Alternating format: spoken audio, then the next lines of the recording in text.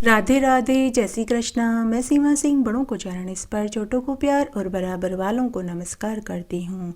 आज हम मार्गशीर्ष मास का 22वां अध्याय सुनेंगे। अब तक हमने 21 अध्याय सुने हैं। आशा करती हूँ आपको सभी अध्याय अच्छे लग रहे होंगे। आइए आज हम मार्गशीर्ष मास का 22वां अध्याय सुनते हैं। विष्णु भगवान ब्रह्मा जी से बोले कि हे पुत्र, आज मैं तुम्हें मार्गशीर्ष मास में जागरण के फल का वर्णन सुनाता हूँ, जिसके सुनने मात्र से ही कलयुग में सर्वदा सभी चीज़ें सुलभ हो जाती है। गीत गान, वाद्य बजाना, नृत्य करना, पुराण का पाठ करना, धूप दीप नैवेद्य, पुष्प चंदन सुगंधित द्रव्य का लेपन करना, फलों का समर्पण करना, श्रद्धा दान, इंद्रियों का निग्रह, सत्य युक्त निद्रा रहित आनंद पूर्वक जो मनुष्य मार्गशीर्ष मास में मंदिरों में घर पर मेरा कीर्तन करते हैं, मेरा पूजन करते हैं, मैं उनको सभी सुख प्रदान कर देता हूँ। मेरा पूजन होना मेरा अहोभाग्य है। जो उत्साह सहित निस्वार्थ भाव से पाप रहित, आलस्य रहित, पदिशीणा युक्त, नमस्कार पूर्वक ऐसे कामों में अपनी प्रवृत्ति रखते हैं, उन्हें मैं अश्वमेघ और राजसूय यज्ञ करने जितना फल सुलभ करा देता हूँ। निराजन सहित अत्यंत प्रसन्न चित्त होना, हे महाभाग, प्रत्येक प्रहर में मेरी आरती करना। इन 26 गुणों से युक्त जो मनुष्य मार्गशीर्ष मास में रात्रि जागरण करते हैं, तो उन्हें 24 एकादशी का व्रत करने से जो फल मिलता है वह फल प्रदान कर देता हूँ।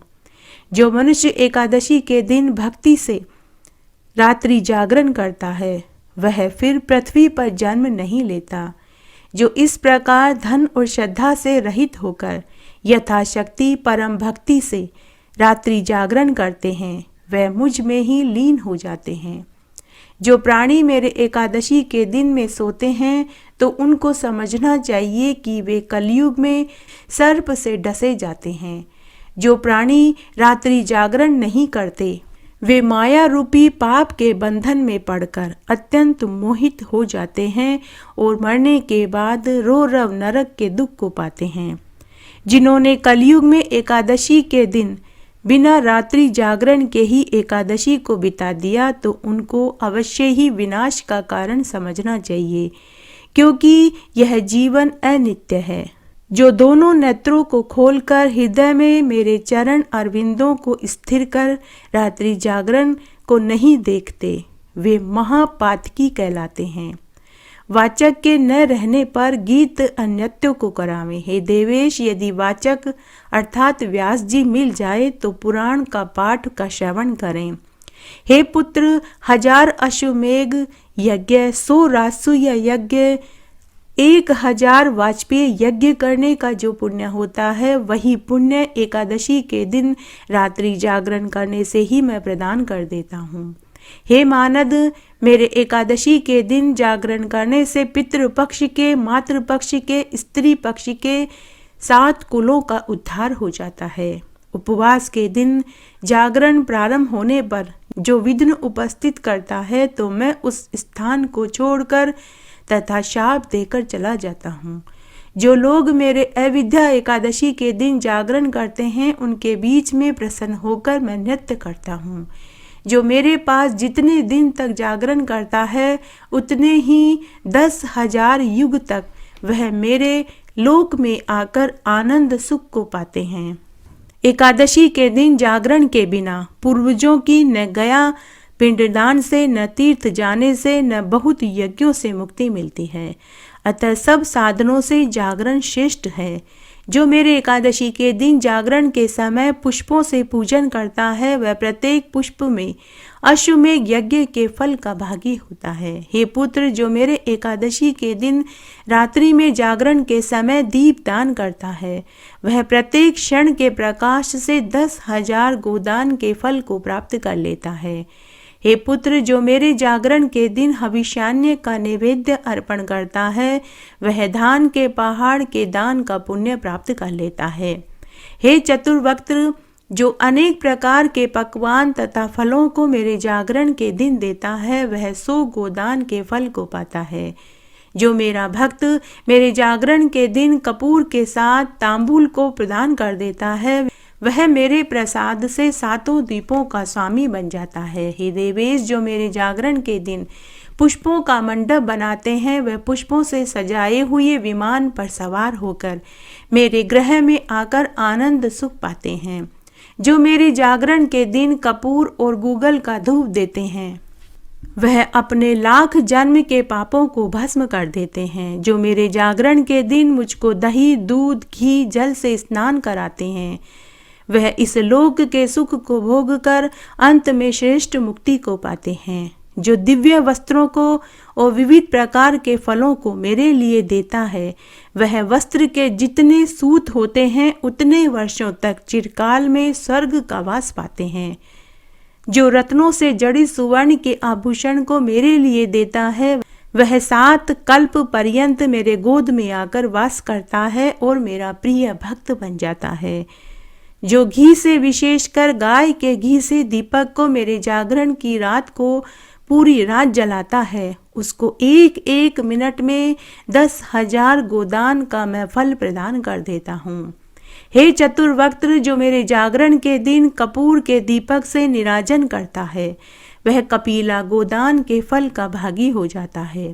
जो पुनः दीप दान, गीत, नृत्य, नाच और पूजन करता है, वह सैकड़ों यज्ञ और व्रत और दान के समान पुण्य को पाते हैं। जो सब मेरे सामने जागरण के दिन लज्जा छोड़कर गीत गाता है, नृत्य करता है, वह आधा मिनट में कोटि यज्ञ के फल को प्राप्त कर लेता है। जो मेरे जागरण के दिन गीत या नृत्य को रोकता है, अर्थात भक्त को नाचने और गाने से मना कर देता है, वह 60 युग 1000 वर्ष तक रोरव नरक में दुख भोगता है। जो मेरे जागरण के दिन मेरे समीप नृत्य करते हुए मनुष्य के समीप जाते हैं, वे लोग धर्मराज के बंधन से छूटकर मुक्ति के भागी होकर मेरे ही स्थान को आते हैं। जो मेरे जागरण के दिन नृत्य करने वाले मनुष्य की हंसी उड़ाते हैं, वह 14 इंद्र के राज्य काल तक नरक में जाकर दुख भोगते हैं। जो मेरे जागरण के दिन भक्ति से पुस्तक को पढ़ता है, श्लोक संख्या के हिसाब से उतने ही युग तक वे मेरे लोक में आकर आनंद सुख भोगते हैं। जो मनुष्य जागरण में नृत्य करने वालों के ऊपर पैसों की बरसात करते हैं, उनका घर मैं कुबेर के भंडार से भर देता हूँ। विद्वानों ने जो पुण्य फल पदक्षिणा के प्रदान करने से कहा है, वह पुण्य फल अनेक युगों में कोटि यज्ञों के करने से भी प्राप्त नहीं होता। हे ब्रह्मा, जो मेरे सामने जागरण के दिन मालाकार दीपक को जलाता है, वह कोटि विमान के साथ देवलोक में जाकर कल्प वर्ष पर्यंत तक आनंद सुख भोगता है। जो जागरण के समय मेरे बाल चरित्रों को पढ़ता है, वह मनुष्य सहस्त्र कोटि युग तक श्वेत द्वीप में जाकर वास करता है। इसलिए दोनों पक्ष की एकादशी को जागरण करना चाहिए। जो जागरण रात्रि को गीता का पाठ करते हैं, विष्णु सहस्त्र नाम का पाठ करते हैं, वे मुझे सबसे अधिक प्रिय होते हैं। वेदोक्त मंत्रों का और पुराणों का जागरण के समय पाठ करने से पुण्य की प्राप्ति होती है। हे ब्रह्मा, जो मेरे जागरण के समय गाय दान करता है, वह 7 द्वीप से युक्त पृथ्वी के दान के फल का भागी होता है, इसमें कोई संदेह नहीं है। इस पृथ्वी के समस्त पुराणों से महान पुण्य को मैं प्रदान कर देता हूँ। और हे ब्रह्मा, तीनों लोकों में प्रसिद्ध एकादशी के दिन जागरण करना कहा गया है। जो व्यक्ति मन, वचन, कर्म से एकादशी के दिन जागरण करते हैं, उनके फल का वर्णन तो कोई भी करने में समर्थ नहीं है। उनको मेरे लोक से किसी भी तरह से लौटकर वापस मृत्युलोक में नहीं आना पड़ता।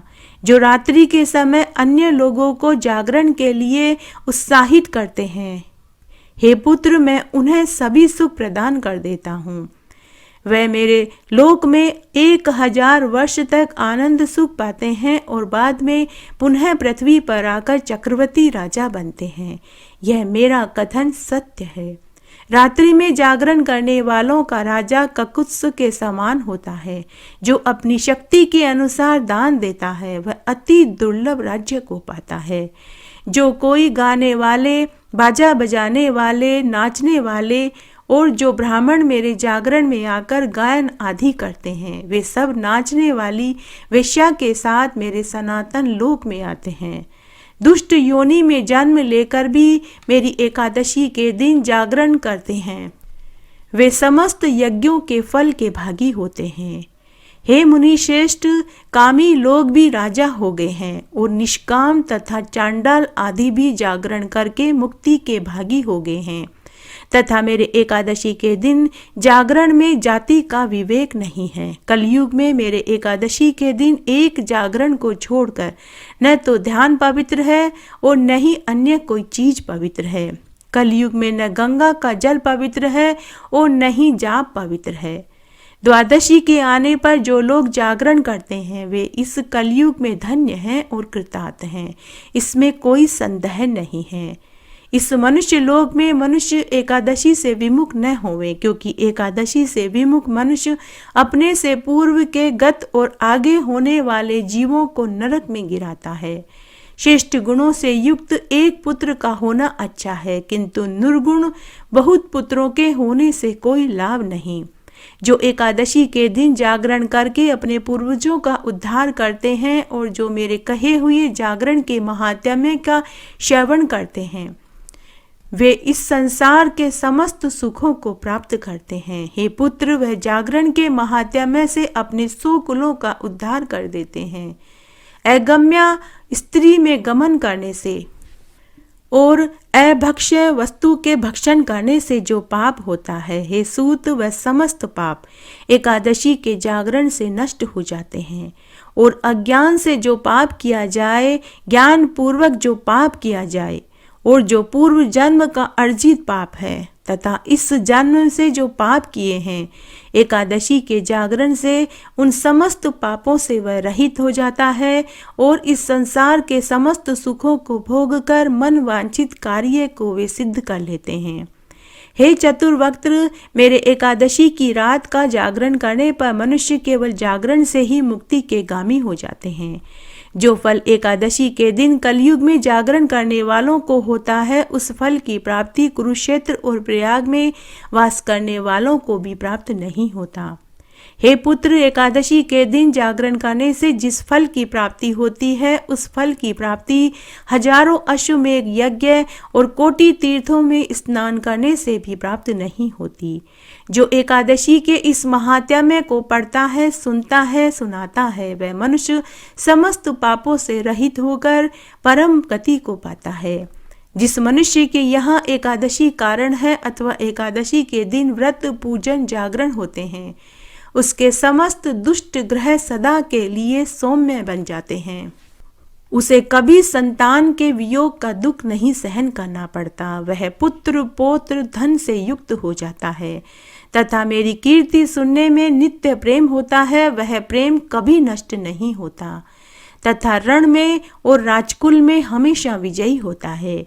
हमेशा धर्म में वृद्धि और मुझ में निश्चय भक्ति होती है। एकादशी की भक्ति करने से मनुष्य कभी पाप में लिप्त नहीं रहता और मेरे एकादशी के दिन जागरण करने से प्रेतत्व भी प्राप्त नहीं होता। जो लोग एकादशी के व्रत से विमुख हैं, उनको परलोक में कभी गति नहीं होती।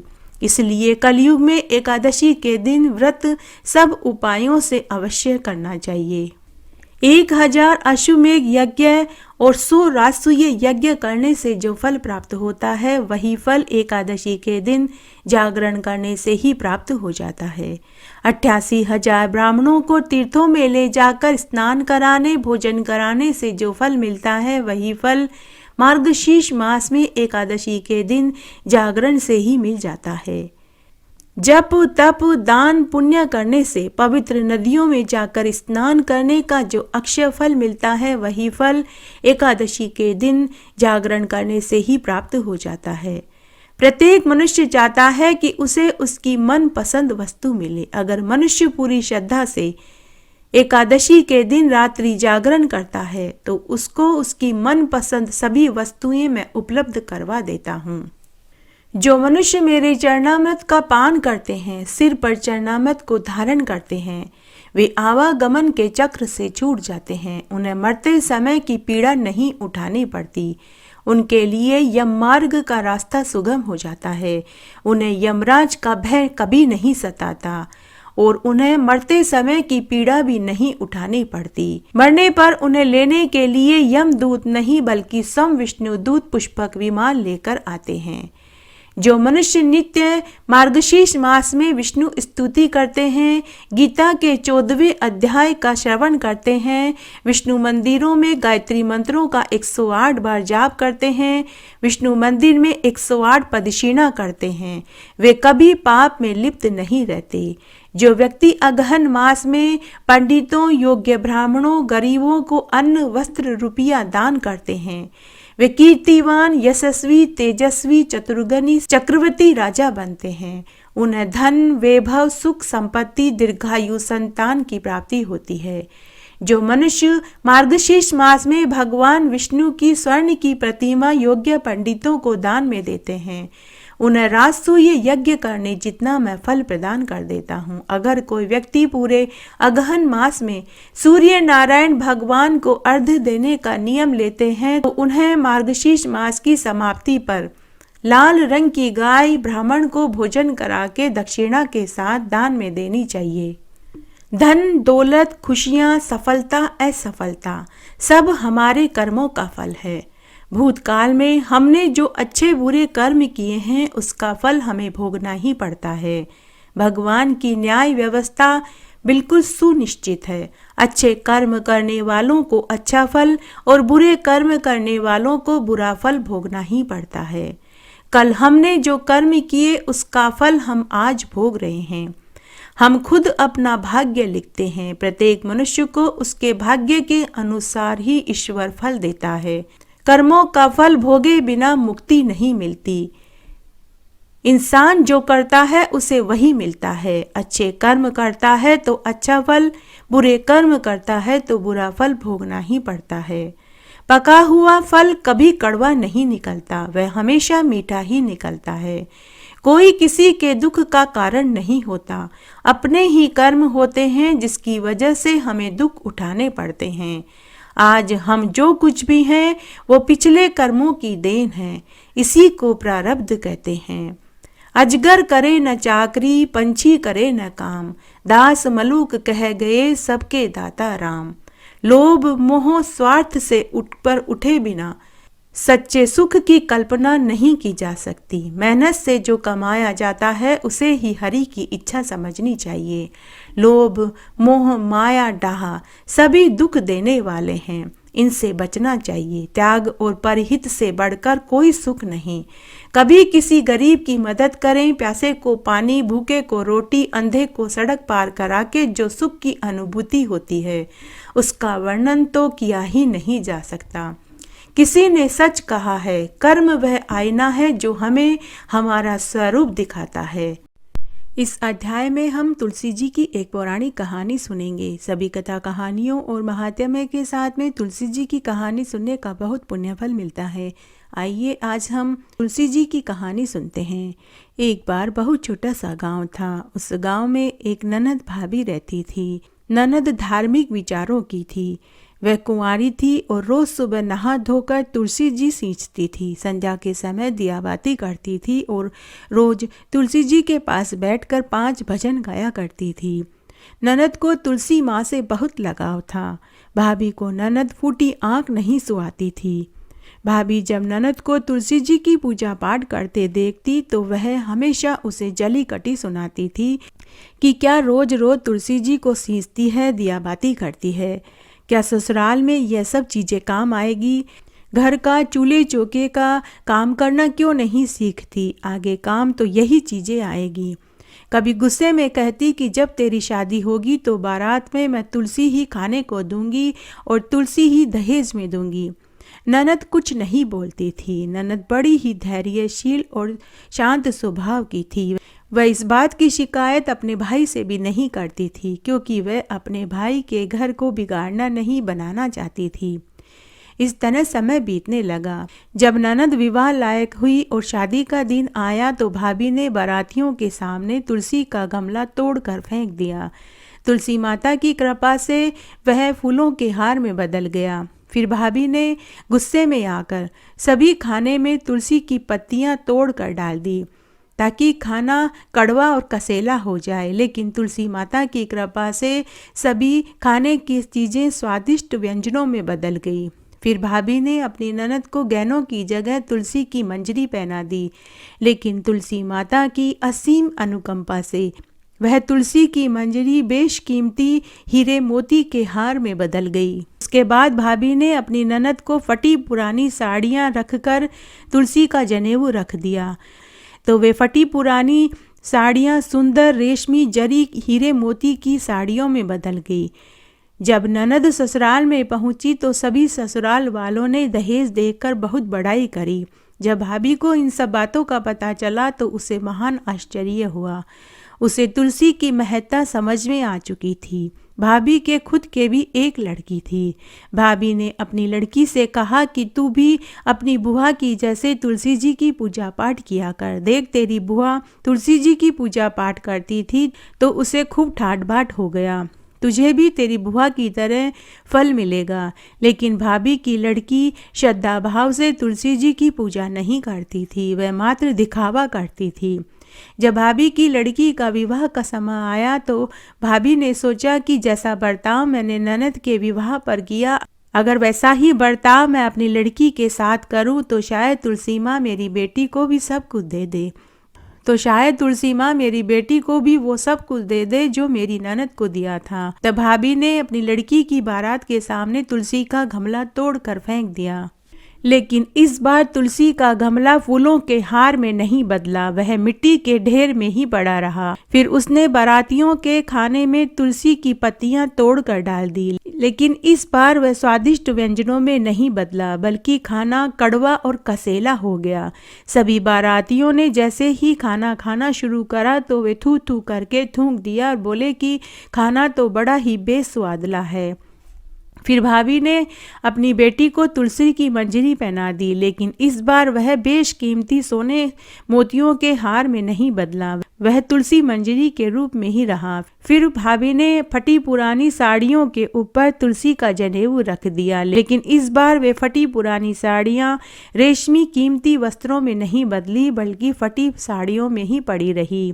जब लड़की ससुराल में पहुंची तो सभी ससुराल वालों ने भाभी की लड़की की बहुत बुराई करी। भाभी की लड़की को ससुराल में खूब दुख मिला।